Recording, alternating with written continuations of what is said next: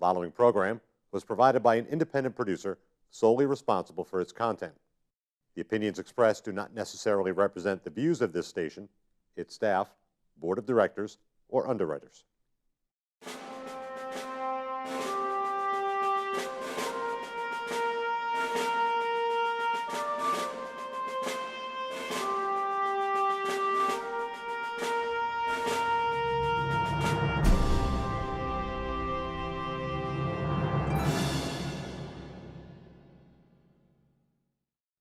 Hello and welcome to Perspectives. My name is David Schoeneman and I'm your host on this program. I'm also the alderman for Ward 3 here in Nashua. On Perspectives, we take a look at a variety of issues on a state, local, and a national level that are important to residents and taxpayers here in the city of Nashua. We want you to be informed, especially when it comes time to vote every November here in the state. We also want to make sure that you have all sides to a story, which is what brings us to today's episode. Today we're going to take a look at a local issue that's been in the papers quite a bit in the last few weeks, and that's the issue of grading that's been discussed at the Nashua Board of Education. There's a new competency-based grading system that's being implemented, and there's some controversy around that. With me today to talk about that is Doris Hohensee. Doris was elected to the Board of Education for a 4-year term starting last November. Doris, welcome. Thank you very much for coming in. I'm very glad to have you here today. Thank you very much for inviting me.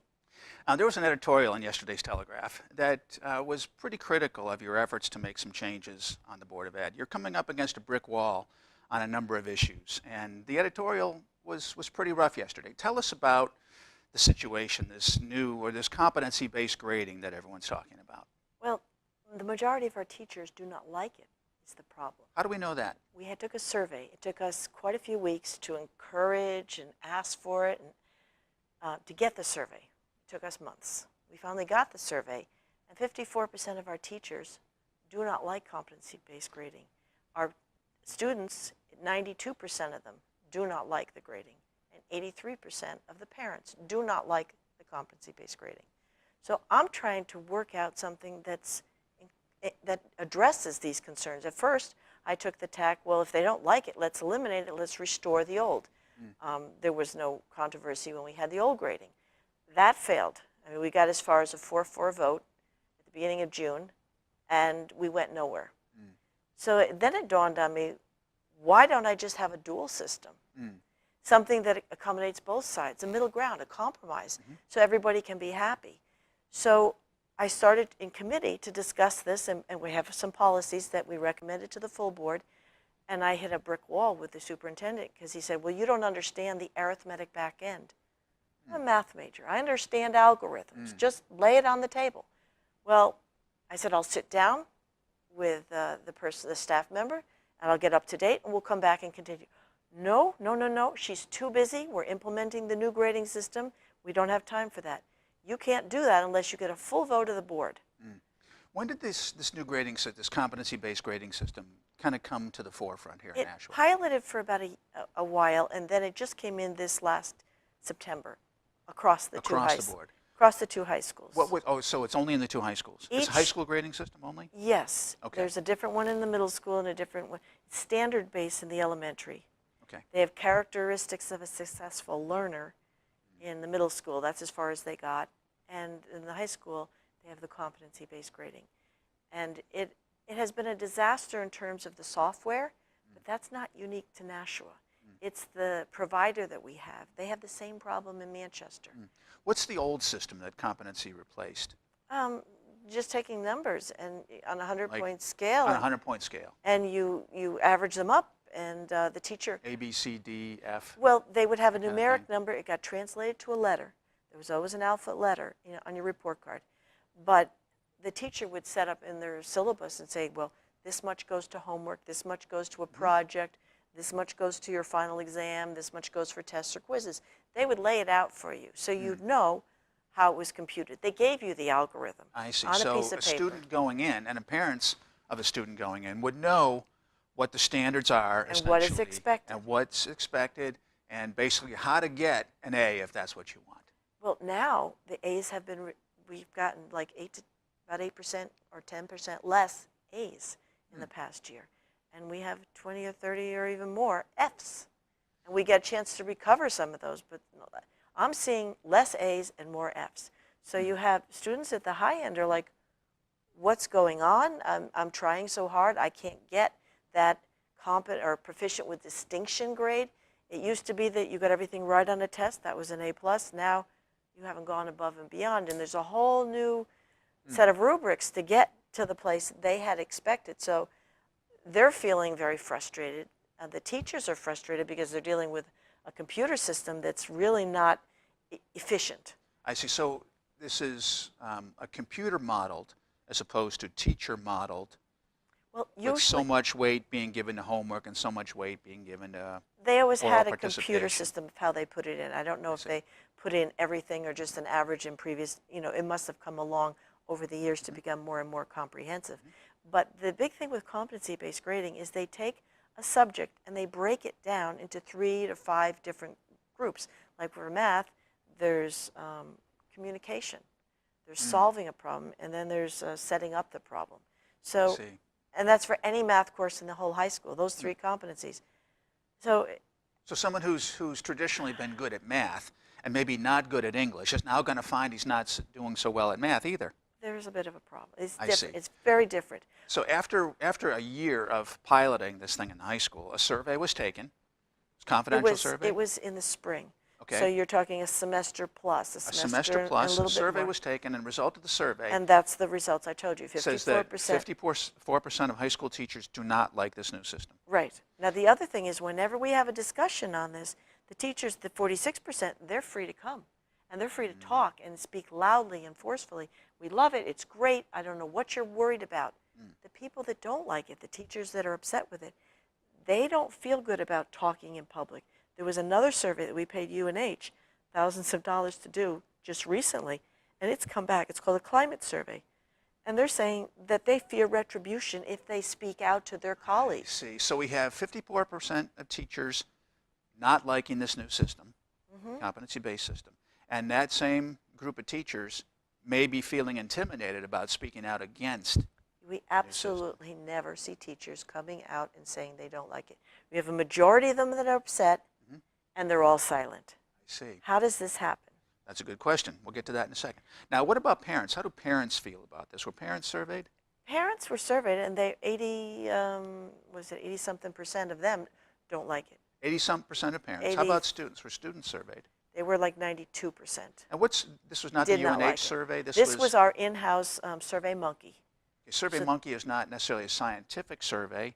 It was just online, and some teachers may not have felt that it was anonymous enough. Okay. So we got a good turnout. There was a big response level, and that was our first survey. So that's probably equivalent to having a room full of people that are going to be anonymously raising their hands. It may not be scientific, but it's still very useful information. It was useful. So we have a majority of teachers, a large majority of students, and a very significant majority of parents being against this new system. Yet there's a fear of retribution. Even the parents, when they've come to our committees and come to our full board, they feel intimidated because the teachers will go up there and they'll just pontificate on how wonderful it is. And they get up there and they're feeling a little bit timid because here's a professional saying how wonderful it is. And I'm trying to say that, well, Johnny's not doing so well. I'm having all these problems. We've even had teachers that sneer at people, parents. Yes. And they've had to apologize later because it is intimidating. That's completely uncalled for. It is. So Very, very bad behavior. I don't blame the parents for not showing up. Yeah. It is an uncomfortable situation. So we have the situation where there's something is being forced, basically, on the majority of people who don't want this. And you ask the question, what drives this? There was an editorial, I mentioned this to you before, but this goes back, I think this is profound. I've heard this statement a number of times. This goes back to March 16th, again in the Telegraph. It was about education system, not about here in Nashville, but they were talking about the situation with school of choice in Croydon and all the resistance that there was to parents in the school district trying to do the best they could for the kids in the town. And what the Telegraph said is the real issue is that the actions in Croydon are seen as a threat to the educational industrial complex, which would account for the presence of New Hampshire Education Commissioner Virginia Berry in the courtroom. That would be the same educational industrial complex that fights tooth and nail for years to prevent charter schools from gaining a hold in the state for fear they would siphon off money from public schools. Now, this is a phrase that I've heard used a number of times. It's coming up more and more frequently. In fact, there was an editorial in today's paper where a national columnist also talked about the educational complex. And are we up against the educational industrial complex here in Nashua, where we have an administration, some members of a board, unions often, pushing an agenda that's contrary to parents and teachers and students, but yet somehow feeds a need they have to keep on their system Fortunately, intact? our union is silent on this grading because they're split, and they're wise enough to know that you're not going to make anybody happy no matter which side you take. But there is a private sector that, like 80% of our textbooks come from Pearson. They own 80% of the market nationwide, not just Nashua. So you've got, Pearson also develops some of our tests, like Smarter Balance, that goes over half the country. I mean, So there is an educational industrial complex, whether it's a combination of private company like Pearson. I presume Pearson's, it's not a government entity. No, So it's a British you've got company. Pearson, and you've got administrators. Well, the federal government will give instructions or incentives to our state Department of Education and encourage them to implement the federal reforms using all these tools that come from this industrial complex. So they, in turn, tell Nashua that we're supposed to be doing these different things. Like competencies are required by our legislature to instruct in terms of competencies, but we're not required to grade in terms of competencies. So it's like food. I had a daughter who liked to eat everything not mixed. So you'd have your peas, your carrots, your string beans, not mixed. Competency 1, competency 2, competency 3. You deal with one at a time, you grade one at a time, and you work. What happens if we take all of them and mix them together, let some teachers test for all the competencies at once? Instead of competency A this grade, competency B this grade, and competency C that grade, just take the composite grade and put it 3 times in there. You'll get the same average as if you're dealing with a competency, so it's competency-based grading, but we're not required. It's not a mandate to do it not mixed, to eat in a not mixed, in artificial environment. So it's a very simple change. We could do it overnight. It doesn't require computer changes. And I talk to teachers that are on the other side that don't speak out. They would be happy with it. So in spite of that fact, that truth, there's still this resistance to the old way of doing things and this need to implement a change that is really very unpopular. Sounds like Obamacare to me. Well, they're trying, the top administrators, for them to move up the food chain, they have to please the department, get recommendations from the Department of Education. So they're trying to implement whatever comes down from on high. They don't look at the teachers and say, what wisdom you want to share with us? Well, again, I think that's the it's industrial wrong. complex. There was, of course, the phrase industrial complex comes from Eisenhower when he warned about the military industrial complex. Following World War II, he was telling the American people in his farewell address that you need to be careful about an entity that's going to grow in power and that will serve its own interests while claiming to be serving the interests of the nation in terms of defense. And I think the same thing what's happening here, what's being said in a phrase like educational industrial complex, is that there's this entity, this educational entity, that is no longer concerned with providing a good service at a good price. It's a profit. But more concerned about taking care of themselves, keeping the system in place, keeping change coming so that you can always have a distraction. So we take our minds off of things like There's a bigger profit if you have actual uniformity. performance. You don't need textbooks for Texas, for different California, and the bigger states that demand their own curriculum. You can have a uniform one so you can make a bigger profit. So it's very simple. But the Telegraph said, I don't respect educational professionals. I hold them in contempt. Now, which educational professionals are we talking about? Certainly not the teachers. I'm fighting Right. on the front line for them. Those are Right. professionals. Right. So Very good point. I'm Very good trying to point. listen to my constituents and take everything into account. And at this point, we're not trying to eliminate anybody. We're trying to make it inclusive. We're trying to work collaboratively. How do you get best practices in a district if half of the teachers can't speak up? You need to look at the Well, pros and cons. Best practice is not something that the educational industrial complex wants. I've talked a lot about charter schools. charter schools, I had a guest on the show who told me that charter schools were partially implemented as a test bed for good techniques that the regular public schools could then implement. And instead of wanting to implement what charter schools are proving to be good at, public schools seem to be trying to crush the charter school movement because it negatively affects that industrial complex. And I'm not enamored either. I don't know that I would hold anybody in contempt, but I think when we see that the educational professionals like teachers want to do the best, some teachers want to do the best thing they can for their students and for their families and for the taxpayer, where there are others who simply don't. Well, if you want to move up, you go out there and you say exactly what your superintendent wants to hear.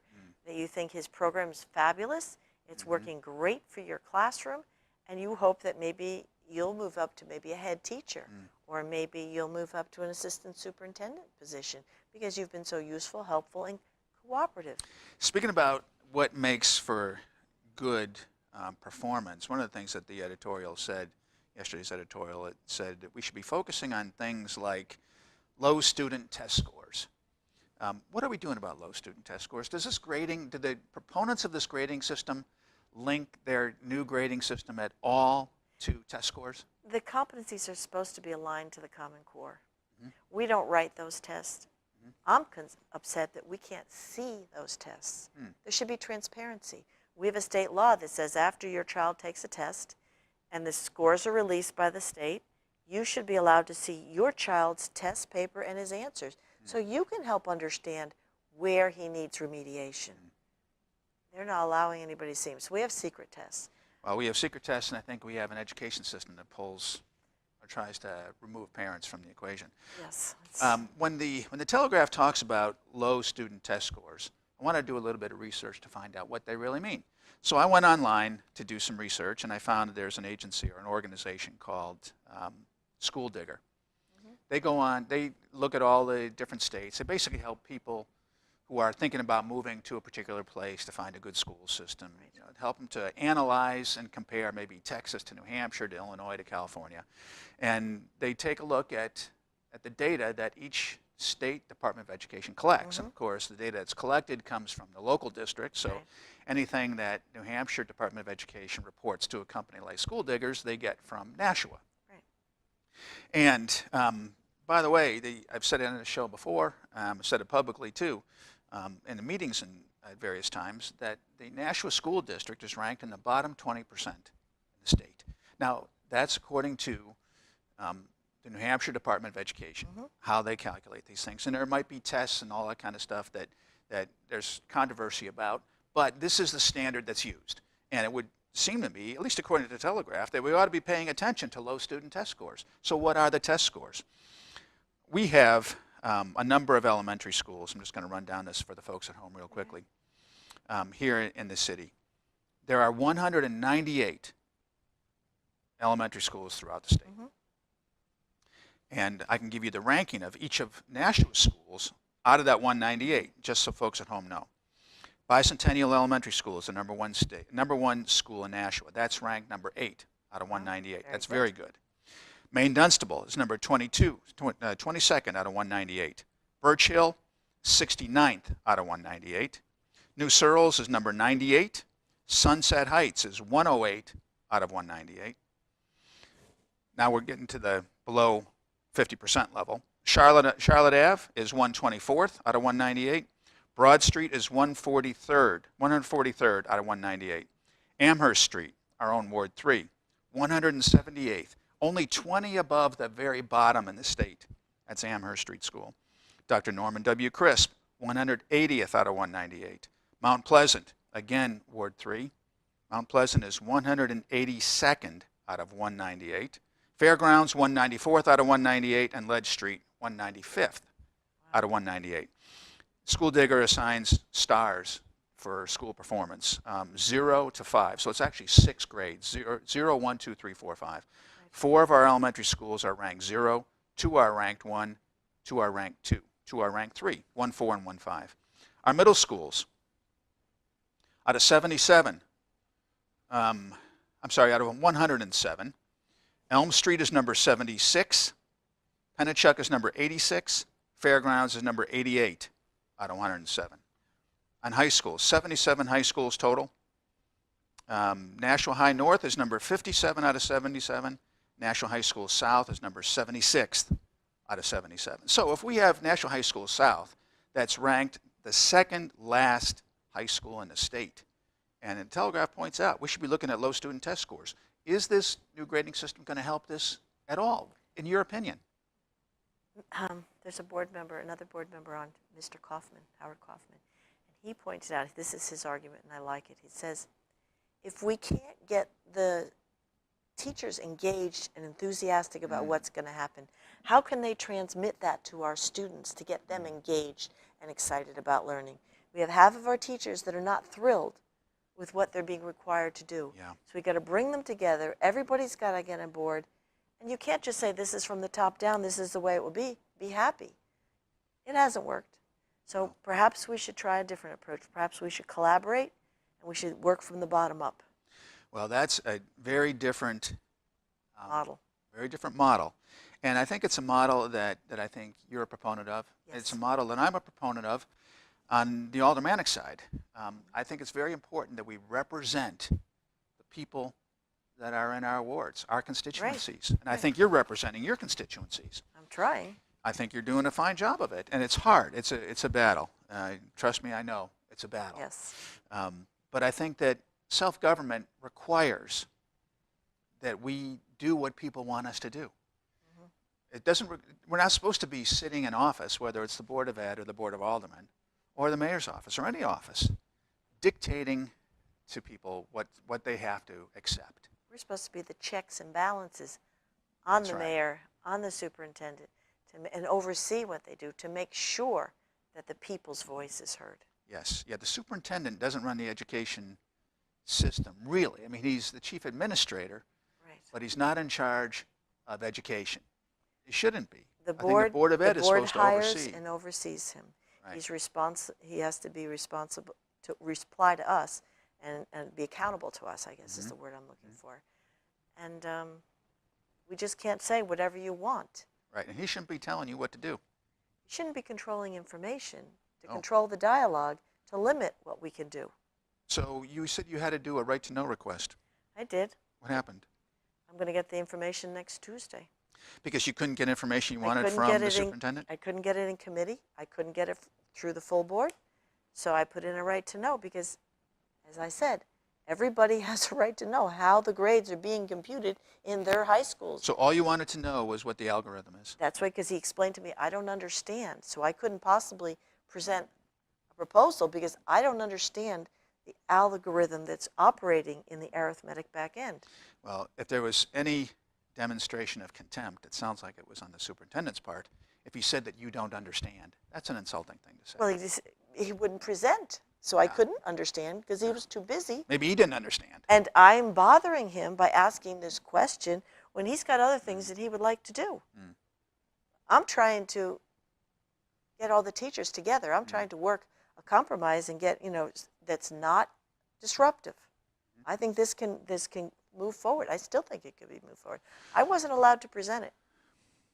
I wasn't allowed to present anything at that board meeting. They picked and chose what on the agenda was essential, and my proposal was not essential. And what you wanted to present was the results of some of the studies, surveys? In the committee, we put forth a proposal, a couple policies that would allow this dual system to use the existing software in two different ways. Not change it, keep the software, but teachers could put in A, B, and C, peas, carrots, and string beans, or they can mix everything together and give a composite ABC, ABC, ABC. However they want. Is it artificial to dissect your competencies and pull them out? Or, would it be better for that? Certain classrooms, it might be absolutely better to keep them three separate competencies.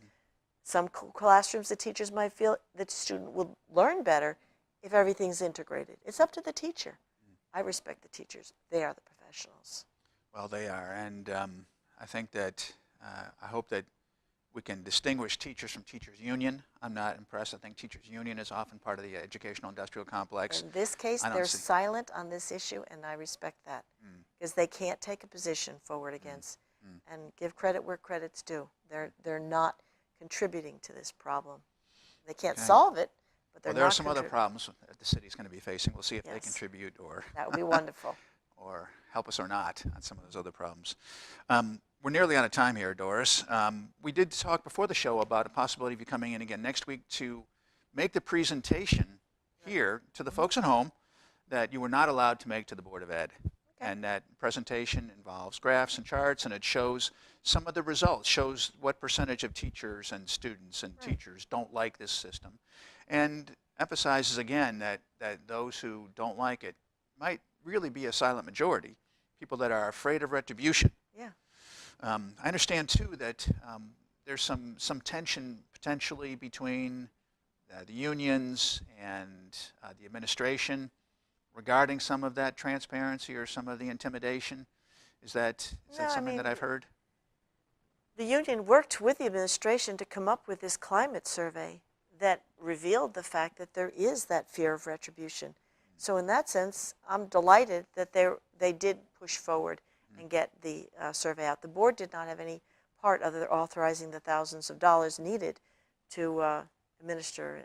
But is turnover in the administrative ranks Yes, but potentially based on? maybe we need to analyze the climate survey to figure out why. We need to organize it, but we asked for an update on the climate survey, and we haven't gotten that yet. I see. We were supposed to have it by now, but that's delay. Well, it sounds like the educational industrial complex is alive and well and working against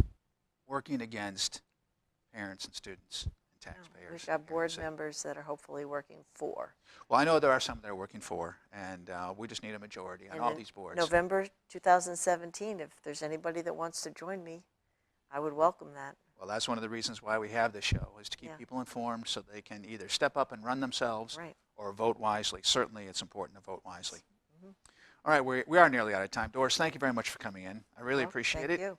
And I want to thank the folks at home, too, for tuning in once again to Perspectives. My name is David Schoeneman. I'm your host. And I'm here with Doris Hohensee from the Nashua Board of Education, talking about the issues that face someone on the board who wants to make changes for the good, changes that would benefit parents and students and teachers alike, but when resistance is often met. It's a complex problem. But thank you for tuning in. Please join us again next week, where we'll have, I think, some of these charts and graphs so we can better present some of the data from the recent climate survey that was done at the schools with the teachers. Thanks for tuning in. If you have any questions or comments, please reach out to us at perspectivesnh@gmail.com, perspectivesnh@gmail.com. Thanks, and we'll see you next time.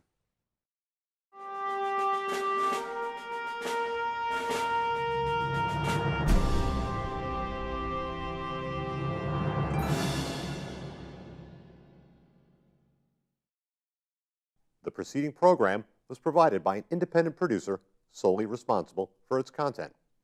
The opinions expressed do not necessarily represent the views of this station, its staff, board of directors, or underwriters.